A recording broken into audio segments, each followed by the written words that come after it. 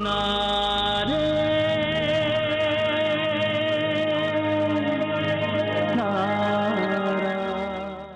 அப்பாவுக்கு புரிய வைங்கம்மா. அவர் ஏதோ கோபத்துலதான் இந்த முடிவு எடுத்திருக்காரு. எனக்கு தெரியுமா, விஷாக்கா கண்டிப்பா திரும்ப வந்துருவா. அவர்கிட்ட சொல்லுங்க, என்னால அவரை நிச்சயமா கல்யாணம் பண்ணிக்க முடியாது. நான் அவர்கிட்ட இதை எப்படி சொல்ல முடியும் ராதிகா? இந்த யோசனை அவர்கிட்ட முதல்ல சொன்னதே நான் தானே. உனக்கு கல்யாணம் பண்ணியும் மாமியார் வீட்டுக்கு அனுப்பாத பாவத்துக்காகத்தான் நான் இப்ப பிராயஷ்சித்தம் தேடிக்கிட்டு இருக்கேன் ராதிகா. இந்த கல்யாணத்துக்கு சரின்னு சொல்லு. மா, நீங்க தேவையில்லாம உங்க மேல பழிய தூக்கி போட்டுக்கிறீங்க. நடந்த எல்லாத்துக்குமே நிச்சயமா சூழ்நிலை மட்டும்தான் காரணம். அந்த உறவுல என்னால எப்படி என்ன நினைச்சுக்க முடியும்? அந்த உறவுல விஷாக்காக்கு மட்டும்தானே உரிமை இருக்கு. நான் எப்படியாவது விஷாக்காவை இங்க வர வைக்க பாக்குறேன். இங்க பாருங்க அண்ணி, ராதிகாலாம் உங்க முன்னாடி நிக்க முடியுமா? ராதிகாவை பத்தி நீங்க நினைச்சுக்கிட்டு இருந்தா தேவையில்லாத டென்ஷன் தான். You just don't get it. விஷாக்காக்கு இந்த வீட்டுல சின்ன மருமகள இருக்கிறதுக்கு இன்ட்ரெஸ்டாவே இல்ல. அதனால அவளை இந்த வீட்டை விட்டு அனுப்புறது எனக்கு ஈஸியா இருந்தது. ராதிகா ராதிகா இந்த வீட்டுக்கு ஐடியல் சின்ன மருமகளா இருப்பா. அவளை இந்த வீட்டை விட்டு அனுப்புறது இம்பாசிபிளான விஷயம். அண்ட் பை த வே, உனக்கு தான் தெரியுமே, இதனால உனக்கு என்ன ஆகும் தெரியுமா?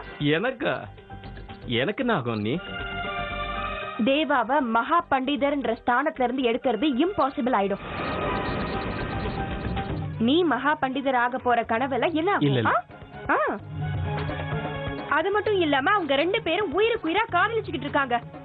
உடனே வீட்டுக்கு ஒரு வாரிசையும் கொடுத்துருவாங்க. அதுக்கப்புறம் எல்லா பொறுப்புகளும் அந்த சின்ன மருமகளோட கைக்கு போயிடும்.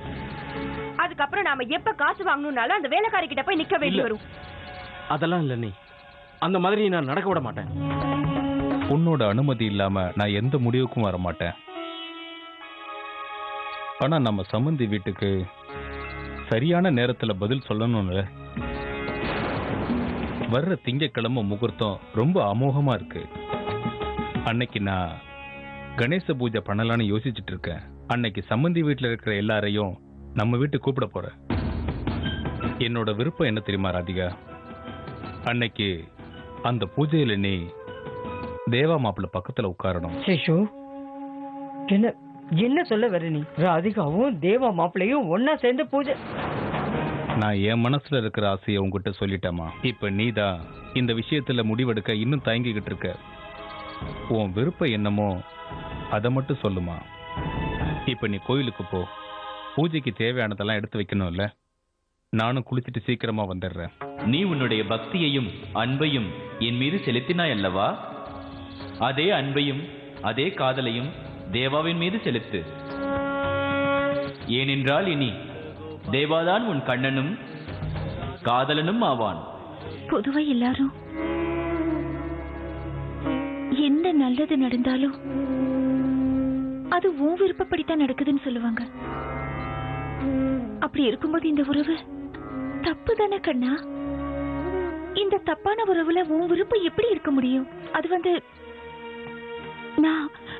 நான் உங்களை சந்திக்கணும். இப்பவா? ஆமாங்க, இப்பவே உடனே வாங்க. நான் உங்களுக்காக தெப்பக்குளத்துக்கிட்ட காத்திருக்கேன். ராதிகா, எனக்கு தெரியும் ராதிகா, எனக்கு தெரியும்.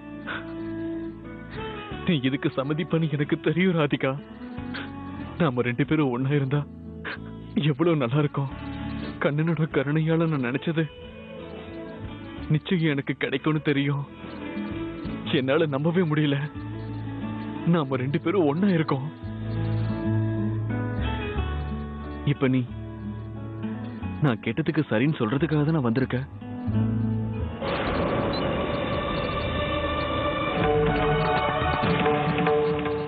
நான் உங்களை என் முடிவை சொல்றதுக்காக இங்க வர சொல்லல. நான் உங்ககிட்ட வேற ஒரு முக்கியமான விஷயம் பேசணும்.